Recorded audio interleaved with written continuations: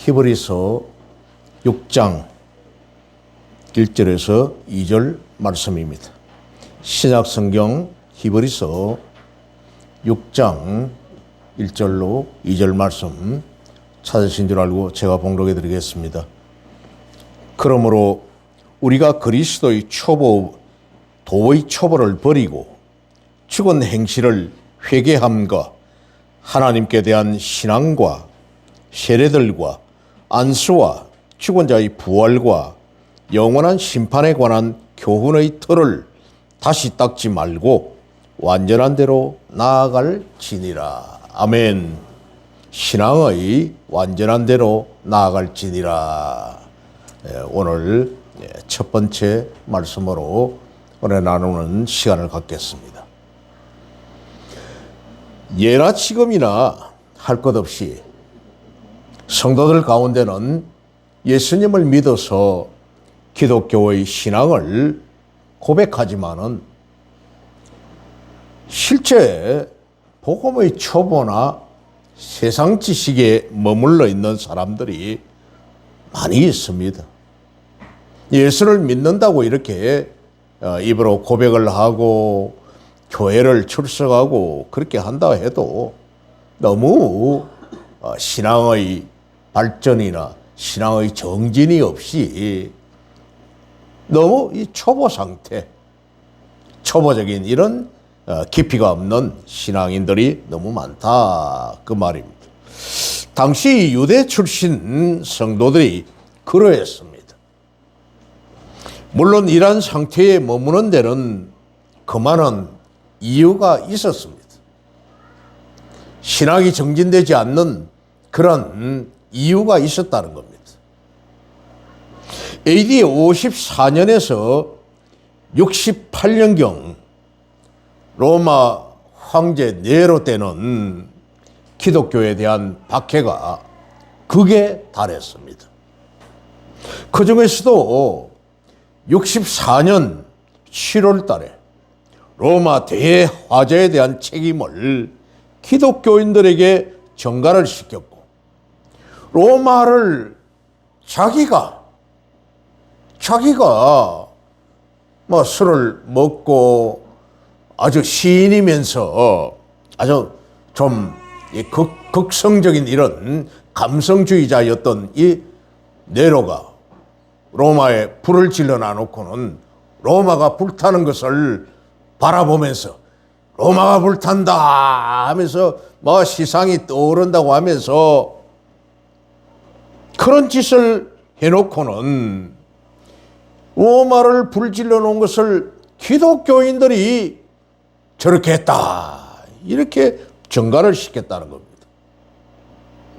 또 기독교를 믿는 자체를 범죄시하여서 죄인으로 취급하여 바티칸 공원에서 여러 가지 방법으로 지금 바티칸 시티, 로마의 수도인 바티칸 시티 중심부에 그 광장에서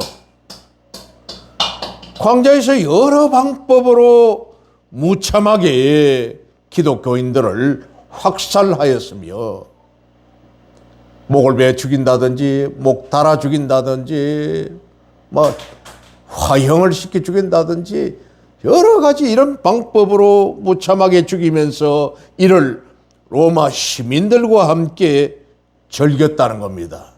참 악랄한 짓을 했죠. 그래서 이 로마 시대의 가장 악한 황제를 네로라고 하지 않습니까?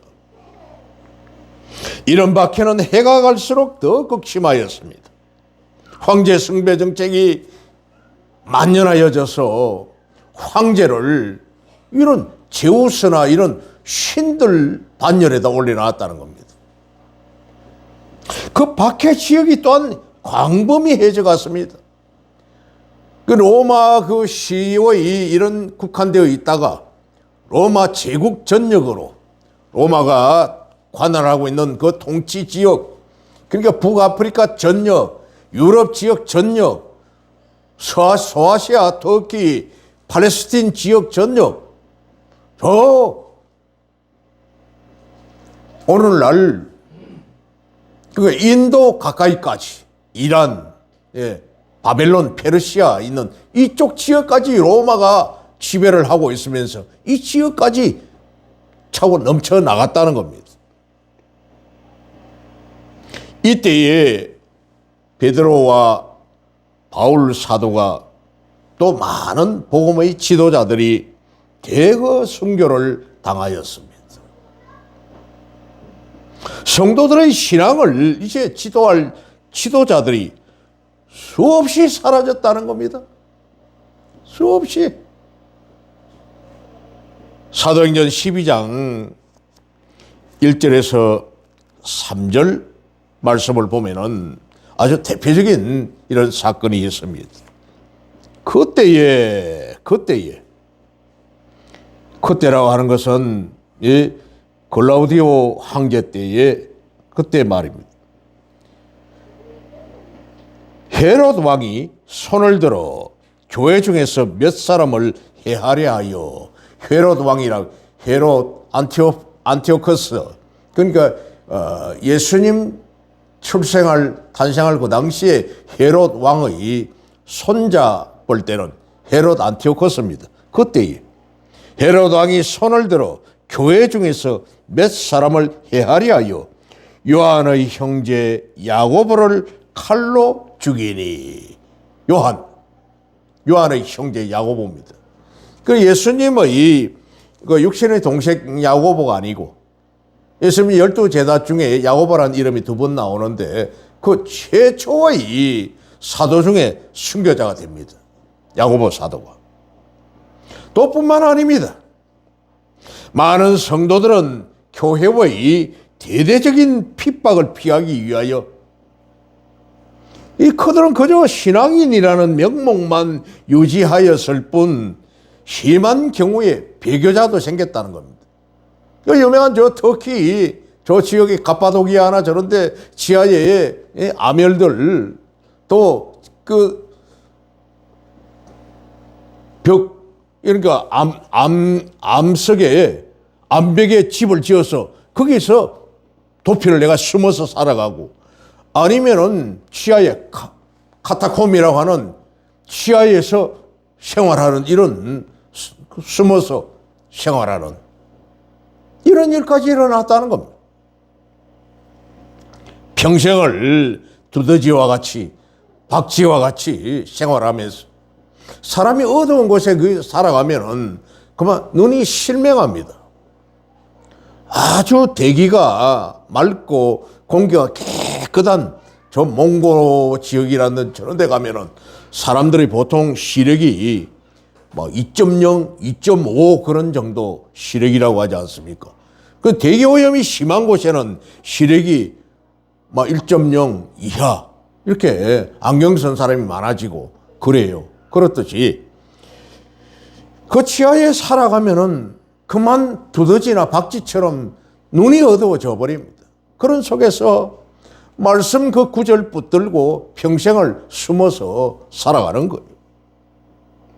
실상 영적 성장을 위한 차원 높은 신앙 훈련은 거의 생각할 수가 없습니다. 참 이런 사실은 사복음서 중에서 가장 먼저 쓰여진 복음서가 마가복음입니다. 우리 마태, 마가, 누가, 요한 이렇게 복음서를 순서적으로 했습니다마는 제일 먼저 쓰여진 복음서는 마가복음인데, 이 마가복음이 네로의 박해시대, 그러니까 AD 65년에서 70년경에 성도들의 견인을 목적으로 기록되었다는 점에서 분명하게 나타나고 있다는 겁니다. 요즘 2부 예배에서 구원의 서정에 관하여 말씀을 나누고 있습니다마는 마침 견인이란 이 단계를 공부하고 있죠. 2부 예배에 참석하지 않는 분들은 잘 모르실 겁니다마는 견인이다 하는 것은 견인차가 고장난 차를 끌어가는 이 견인이 아닙니다. 견고할 견자에다가 참을 인자입니다. 그 하나님께서 우리 성도들이 살아가면서 알게 모르게 또 때로는 실수하여서 신앙이 자라지 아니하고 참 초보적인 단계에 머물러 있고 때로는 또 배도하고 이런 경우가 있더라도 하나님께서는 끝까지 참으신다는 겁니다. 성도를 굳게 잡으시고 한 번 택한 백성을 끝까지 하나님은 놓지 아니하신다 하는 뜻이 바로 견인입니다. 구원의 서정, 보통 한 11가지의 단계 중에서 9번째 단계인 견인이죠.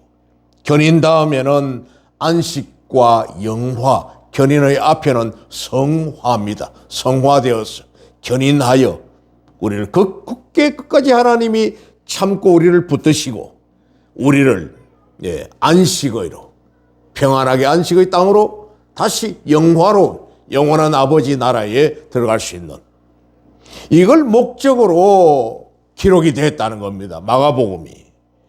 그래서 정 마가는 당시 이 네로의 박해 가운데서 신앙의 퇴보를 보이고 있는 성도들을 굳건하게 하기 위하여 이 복음서를 통해서 예수 그리스도의 고난과 박해당하심을 그 중심으로 그 주제를 고난받는 인자다.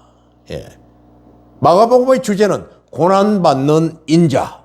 이 모습을 생생하게 기술했다는 겁니다. 예수님께서 이렇게 고난을 받으시는 하나님의 아들이시니 너희들도 이 고난 가운데서도 넉넉하게 담대하게 참고 견디어라. 하나님이 끝까지 여러분들을 붙들고 가시니 붙들어 참고 가시니 비록 신앙생활하기가 힘들고 어렵더라도 하나님이 너희를 붙드신다 하는 내용입니다. 거기에다가 이런 복음의 침체기를 틈타서 유대주의자들이 또 복음을 해방합니다. 기회를 만났다, 때 만났다는 겁니다. 요즘도 보면은 기독교가 공연히 핍박을 받고 폐매를 당하고 교회발 하면서 코로나가 어떠고 또 새로운 변종 오미크론이 어떠고 저떠고 하면서 교회가 또 핍박을 받고 있습니다. 이것을 기회로 삼아서 신천진이 어머니 하나님이 하는 이런 이단 사이비들은 귀에다 해가지고 전도에 불을 붙이고 있습니다. 거의 매일같이 우리 교회 저 1층에 올라오는 입구에 우편함에 여호와 정인 아니면은 신천지 자기네들 그 지라시 말입니다. 이런 것들을 우편물 내가지고 보내고 아니면은 우편함에 꽂아놓고 말입니다. 제가 꽂혀 있는 대로 바로 뽑아가지고 그냥 쓰레기통에 넣어버립니다만은 그래요. 시대적으로 이렇게 보면은 이런 교회들이 핍박을 받으면은 이 거짓된 이단 사이비들이 일어납니다. 득세합니다. 그래가지고 자신들이 진짜인 것처럼 가장하는 거예요. 그래서 이 유대주의자들이 이제 이런 복음의 침체기를 틈타서 유대교를 전파하는 경향이 심심찮게 나타났다는 겁니다. 사도 바울 당시에 AD 47년에서 사도 바울이 활동했던 67년까지는 조금 덜했습니다. 그러니까 사도 바울이 전도 여행을 했던 이런 시기에는 조금 유대주의자들의 그런 극성이 조금 덜했죠. 물론 갈라디아 교회에는 아주 심하게 이렇게 유대주의자들이 극성적인 활동을 했습니다마는 그러나 1세기 말까지 바울 이후에 이제 1세기 말까지는 아주 심했다는 겁니다. 그리하여 유대 출신 이 성도들 가운데는 심한 경우에 다시 유대교로 돌아갈 위험 가운데 직면한 자들이 생겨났다는 겁니다. 돌아가자 유대교로. 워낙 핍박받으니까. 이같이 대외적으로 로마의 박해에 시달리고 대내적으로 유대주의자들의 선동으로 성도들의 신앙이 점점 뒷걸음을 치며 배교의 이 로마의 박해, 배교의 위험에 직면한 상황에서 히브리서 기자는 성도들을 복음 가운데 굳건히 세우며 또 신앙의 전진과 격려의 필요를 강하게 느꼈던 것입니다. 아이 정말 이래서는 안 되겠다. 정말 거짓이 난무하는 이 시대에 예수 그리스도의 그 죽음을 피를 헛되게 하는 이런 일을 해서는 결코는 안 되겠다. 참으로 오늘날 외적으로 기독교를 박해하는 경향은 그리 심하게 나타나지 않습니다. 이 시대만큼 우리에게도 이 사회주의 정부가 좌파 정부가 정권을 잡아 조금 핍박이 있다고 해도 그래도 이 시대만큼 그렇게 핍박당하지는 않습니다. 그러나 이러한 때일수록 복음에 무관심하거나 거짓 복음, 즉 이단 사이비 이들의 달콤함에 속아 넘어갈 가능성이 너무나 많다는 겁니다. 또 물질적인 풍요가 복음에 있는 중심인 고난이나 또 박해나 핍박이나 십자가나 이런 단어에 대해서 물질적인 풍요가 무관심하게 됐다는 거죠. 점점 거리가 멀어져 가고 있습니다. 십자가의 이런 복음이 물질적인 풍요로 인하여 멀어져 가고 있다는 거죠. 천국이라든지 또 새하늘 새 땅 말 그대로 신천지 아닙니까? 신천지. 이 교회가 써야 될 고유한 이런 것인데 이단이 이 단어를 자기 것인 양 하고 있다는 거예요. 천국이나 지옥에 대한 관념이 자꾸 떨어집니다. 나는 영원히 살 것처럼 죽음에 대한 두려움, 또 마귀 사탄에 대한 이해가 부족합니다. 고스란히 속아 넘어가고 있는 거예요. 달콤하게 마귀 사단들이 우리에게 편해라 성경 안 읽어도 된다, 말씀 안 봐도 된다, 기도 안 해도 된다, 신앙생활 적당히 해도 된다, 한번 택함 받은 자는 영원한 천국 가는 표 받아 나왔으니까 걱정 없다. 마귀들의 이런 속임수에 우리들의 경계심을 자꾸 떨어뜨리는 겁니다. 경계를 느슨히 하고 보초가 총을 들고 눈을 불안히 뜨고 좌에서 우로 우에서 좌로 가까운 데서 먼 데로 먼 데서 가까운 데로 자기를 단단히 지키면서 경계를 서야 될 텐데 총 옆에 놔두고 땅바닥에 놔두고 뒤로 돌아 앉았어. 담배 한 대 피우고 그러다 조금 있으면 꼬박꼬박 졸고 있다든지 이렇게 돼버리면은 결국 그 경계하는 보초 때문에 전 뒤에 편안하게 잠자고 있는 쉬고 있는 본진이 함락이 돼버리는, 본질이 다 무너져 버리는 이런 일들이 생긴다는 겁니다. 우리 성도 한 사람 한 사람은 이 전투의 어떤 각계 병사의 한 사람입니다. 신앙의 각계 병사, 보초의 한 사람인데 지켜야 되는데 마귀의 달콤한 말에 속아 넘어가고 있는 것이에요. 그렇기 때문에 자신이 젖먹이나 유아와 같은 유치한 신앙 상태에 있거나 심지어는 거의 비신앙인에 가까운 행실을 하면서도 자신이 장성한 신앙인인 것처럼 착각하였어. 믿음 좋은 신자인 것처럼 자신도 모르게 영적으로 죽어가는 신자의 경우도 허다하다는 것입니다. 우리나라에 지금 가나안 신자, 가나안, 거꾸로 하면 안 나가 신자입니다. 교회를 안 나가 신자, 가나안 신자가 20% 내지 30%라고 하지 않습니까? 1000만 성도라면은 그 중에 20%, 30%면 200만 내지 300만 명이 교회를 가나안 신자가 됐다는 거예요. 요즘 이 시점에. 그래도 자신은 구원받았다고. 나는 천국표 가진 사람이라고.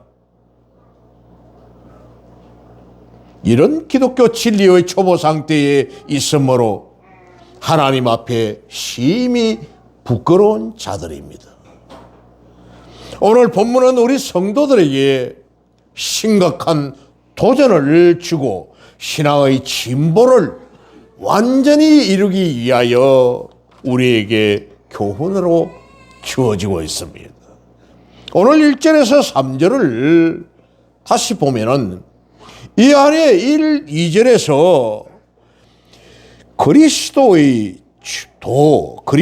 도의 초보를 버리고, 도의 초보, 이 복음의 초보를 버리라는 겁니다. 죽은 행실을 회개함과 하나님께 대한 신앙과 죽은 행실이라는 거예요. 나쁜 행실. 그걸 회개하라는. 또 하나님께 대한 신앙, 믿음, 세례들과 안수와 죽은 자의 부활과 영원한 심판에 관한 교훈의 틀을 다시 닦지 말고 흐릿해져가지고 또다시 그렇게 닦는다고 정진한다고 하지 말고 완전한 대로 나아갈지니라. 완전한 대로 가라. 여기서 이 그리스도의 도라고 한 이 말은 그리스도의 말씀, 복음입니다. 로고스라고 하는 말씀이에요. 혹은 기독교의 진리를 말하는 겁니다. 그리스도의 도, 복음. 그리고 이걸 버리라는 말은 막 그냥 내버려라, 없애버리라, 이 말이 아닙니다. 그냥 없애버리라는 말이 아니에요. 뭐에서 시작하여서, 그러니까 어떤 것에서 시작하여 앞을 향해 떠나라 하는 겁니다. 초보적인 어린아이 같은 수준에서 시작하여 앞을 향해 떠나라, 가라는 것 말입니다. 즉 기독교 진리의 기초적인 지식, 교리, 이것을 기초로 하여서 여기에서부터, 그러니까 기독교의 기초 지식에서부터 시작하여 보다 장성한 믿음으로 가라는 겁니다. 출발하라는 것이죠.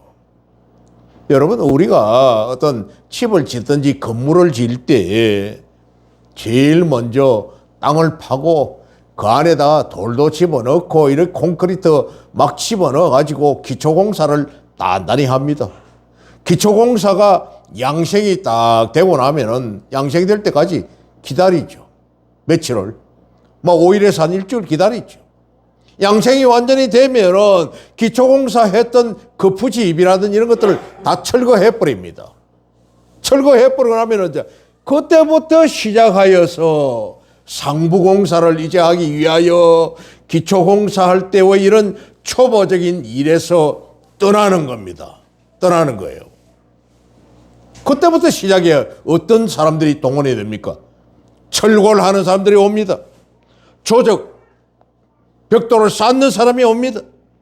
이런 각자의 기능공들이 이제 목수라든지 이런 사람들이 오는 거예요. 이처럼 도의 초보에서 떠나기 위해서는 먼저 죽은 행실을 회개하라 했습니다. 아멘. 죽은 행실이라고 합니다. 1절에 죽은 행실이라고 하는 것은 말로만 신앙을 고백하고 행함이 없는 신앙 상태라는 겁니다. 입만 가지고 믿습니까? 말로만 믿느냐? 말 가지고 믿습니까? 아니에요. 말 가지고 믿는 그 신앙이 바로 죽은 신앙입니다. 죽은 행실이에요. 예수님의 동생 야고보는 야고보서 1장 22절에 도를, 그러니까 복음을 듣기만 하고 그리스도의 이 기독교의 진리를 듣기만 하고 행하지 않는 자는 자신을 속이는 자다, 이렇게 말을 했습니다. 자신을 속이는 자다 했습니다.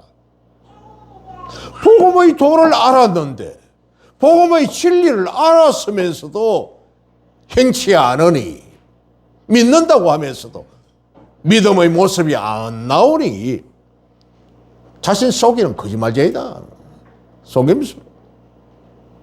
이런 곧 행함이 없는 신앙은 거짓 신앙이며 나아가서 하나님을 속이는 범죄 행위와도 똑같다는 겁니다. 하나님 앞에 하나님 보이지 않으니까 범죄해도 괜찮다고 생각됩니까?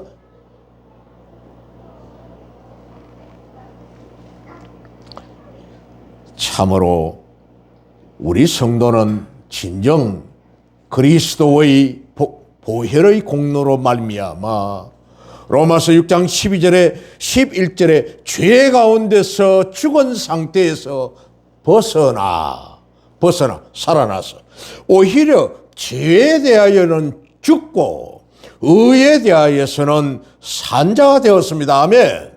우리는 죄에 대하여 죽었습니다. 원죄에 대해서 우리는 죽었습니다. 주님과 함께 죽었어요. 세례 받을 때 물에 빠져서 우리는 죽었습니다. 그런데 우리를 다시 살리셨다. 따라서 이 받은 바 신앙의 도를 쫓아서 선하고 의로운 행위의 열매를 맺지 않는 자는 결국 하나님의 곁을 떠나 죄 가운데서 죽었던 과거의 죄된 행실로 다시 돌아가는 저 불의의 열매를 맺는 죄를 잉태할 수밖에 없는 것입니다. 선하고 의로운 행위의 열매를 맺지 않으면 그건 바로 불의의 열매를 맺는 자가 되었다는 겁니다. 그래서 히브리서 기자는 오늘 본문에서 이 말씀을 받는 수신자들을 향해서 죽은 행실을 회개하라 이렇게 권면합니다. 아멘. 여기서 이 회개는 내적으로 마음으로 잘못을 뉘우치는 것뿐만 아니라 외적인 행동으로 잘못된 길에서 돌이키는 것을 말합니다. 회개하라 하니까 그냥 단순한 거 아니에요. 내적으로 마음으로 잘못을 뉘우치고 또 외적으로 밖으로 드러내는 행동으로 잘못된 길에서 돌이킨다는 거죠. 이는 곧 영적으로나 도덕적으로나 죄악된 상태에서 벗어나서 선하고 의로운 상태에 이르는 완전한 180도 전향입니다. 180도 전향한 겁니다. 완전히 변한 겁니다. 완전히. 요즘 가끔 가다가 이런 일들이 있습니다.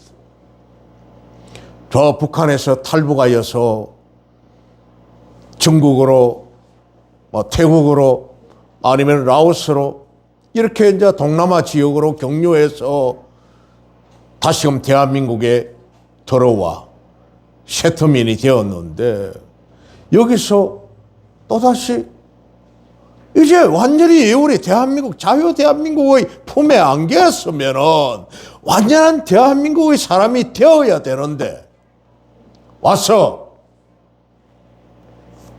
간첩짓을 하는 겁니다.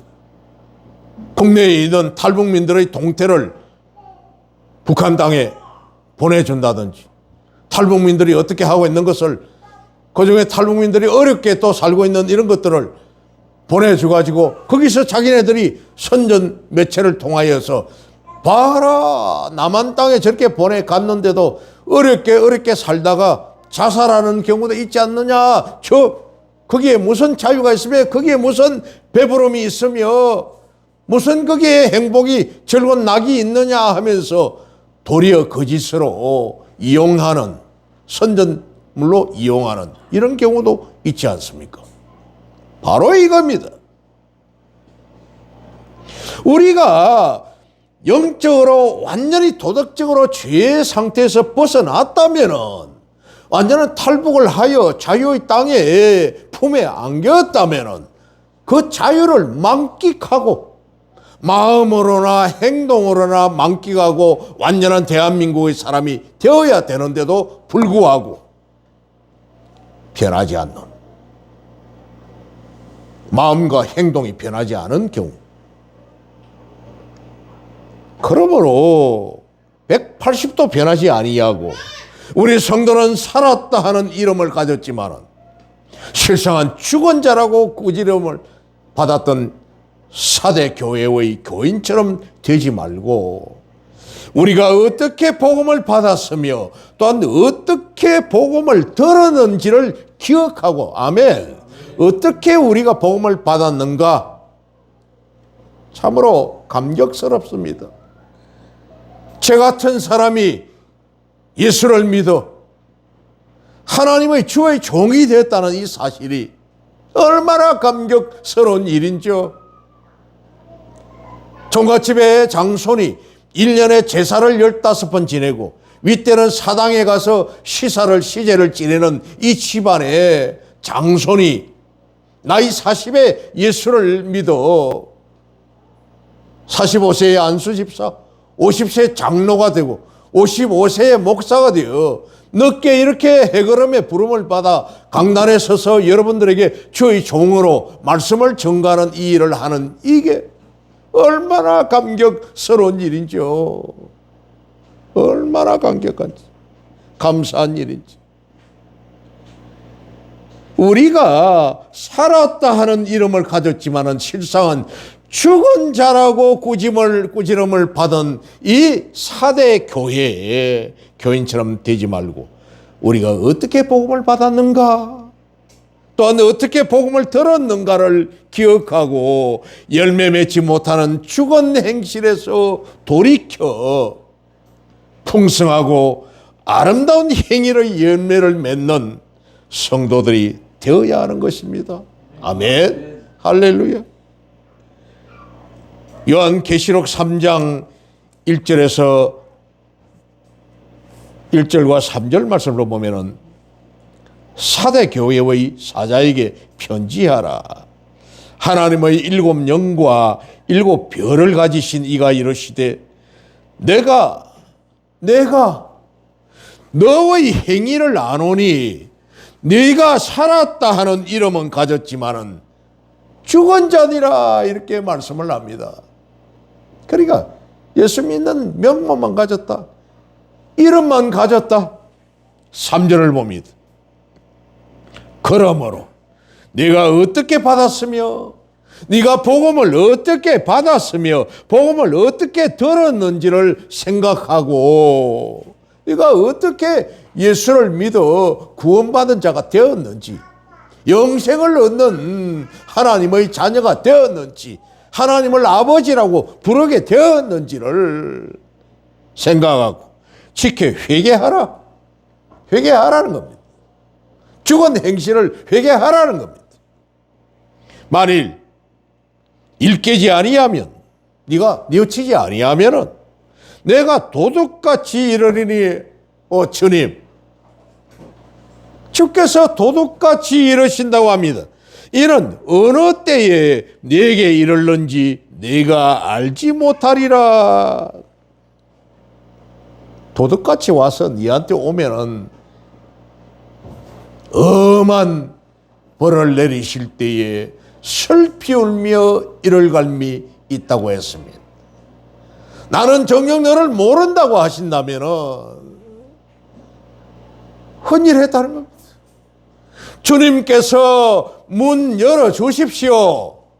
천국 문을 문 앞에 와서 문 열어달라고 아무리 두드려도 정녕 나는 너를 모른다 이렇게 말씀하신다면은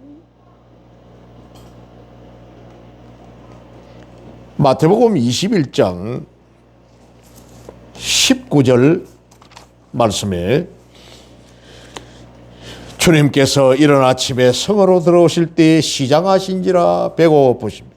길가에서 한 무화과 나무를 보시고 그리로 가사 잎사귀밖에 아무것도 찾지 못하시고 나무에게 이르시되 시장하신 주님께서 지나가시다가 성으로 이리 들어오실 때에 무화과 나무를 보았습니다. 혹시 열매가 있어서 무화과를 따서 식사를 하실란가 쳐다보았더니 잎사귀만 무성했지 열매가 없습니다. 나무에게 이르시되 이제부터 영원토록 네가 열매를 맺지 못하리라 하시니 무화과 나무가 곧 마른지라 말라 죽어버렸다는 겁니다. 열매 없는 신앙, 결국 말라 죽어버리는 죽은 행실을 가지고 있으니 저주를 받아 무화과 나무가 말라 죽어버렸더라는 겁니다. 또한 히브리서 기자는 초보적인 교리를 기초로 해서 장성한 믿음의 사람이 되어야 한다고 하면서 먼저는 죽은 행실을 회개하라 하였고 또 하나님을 향해 바른 신앙을 가지라고 말씀합니다. 바른 신앙을 가지라고. 1절 말씀입니다. 죽은 행실을 회개함과 하나님께 대한 신앙과 히브리서 기자는 하나님께 대한 신앙을 당시 성도들이 버려야 할 도의 초보 가운데 하나라고 꼽고 있습니다. 하나님께 향한 신앙, 그 참 이상합니다. 이것은 얼핏 상식적으로 생각해 보면은 매우 잘못된 가르침 같습니다. 하나님께 향한 신앙을 버리라. 그 참 이상합니다. 어찌하여 하나님께 대한 신앙이 성도들이 버려야 할 초보적인 그런 도입니까? 그럴까요? 거기에는 그만한 이유가 있었습니다. 당시 유대인들은 자신들이 하나님에 대해 지극히 올바른 신앙을 가지고 있다고 자부했다는 겁니다. 유대인들이. 지금도 마찬가지입니다. 지금도. 예수님을 인정하지 않아요? 이스라엘 땅에 가면은 예루살렘 성내에 울려 퍼지는 찬송이 고도소서 임마누엘입니다. 안 오셨다는 겁니다. 그리스도께서 구약에 545번에 걸쳐서 기록되어 있는 메시아 그리스도에 대한 말씀이 이루어지지 않았다고 지금도 주장을 하고 있는 자들이 유대인들입니다. 유대교인들입니다. 이거에 바로 그만한 이유가 있는 것은 자신들이 하나님에 대해 지극히 올바른 신앙을 가지고 있다고 자부했습니다. 그러나 실제 유대인들은 당신의 백성을 향한 하나님의 뜻과 섭리가 오직 예수 그리스도 한 분에게로 향하여 있다는 이런 사실을 알지 못하였고 뿐만 아니라 이들은 이런 구원과 복음의 도를 오히려 배척하고 거절까지 했다는 겁니다. 그래야 엉터리잖아요. 너희들이 생각하고 있는 하나님께 대한 신앙을 버리라 이 말입니다. 너희들이 생각하는 그 기준 뿐만 아닙니다. 이들은 이런 구원과 복음의 도를 오히려 배척하고 거절하기까지 했다는 것. 그래서 히브리서 기자는 이들의 하나님에 대한 신앙이 불완전하고 편협된 신앙임을 알고 여기서 떠나 한 걸음 더 나아가서 하나님을 향한 성숙하고 참된 신앙을 갖도록 권면했다 하는 겁니다. 너희들이 가지고 있는 그 편협된 신앙, 너희들이 끝까지 고집하고 있는 여호와 하나님은 인정하지만은 오신 인자인 예수님에 관하여서 부정하는 거기에서 떠나라 하는 겁니다. 버리라 하는 겁니다. 아멘.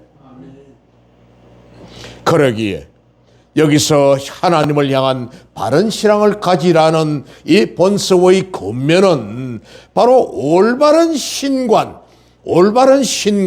또 올바른 그리스도론을 가지라는 권면이라 할 수가 있습니다. 아멘. 그렇습니다. 진정 올바른 신앙은 올바른 신관, 즉 그리스도론에서부터 출발한다 해도 과언이 아닌 것입니다. 아멘. 여러분들 충분히 이해가 되실 겁니다. 오늘날 이 시대의 유대교인들이 주장하고 있는 오신 예수 그리스도를 인정하지 아니하고 끝까지 부정하는 이들을 향하여 그것이 바로 그리스도에 대한 하나님에 대한 신앙의 초보라 하는 겁니다. 이걸 버리라 하는 것이죠. 예, 오늘은 이것으로서 1편 말씀을 마치고 다음 주에 이어서 2편 말씀을 나누겠습니다. 기도하겠습니다.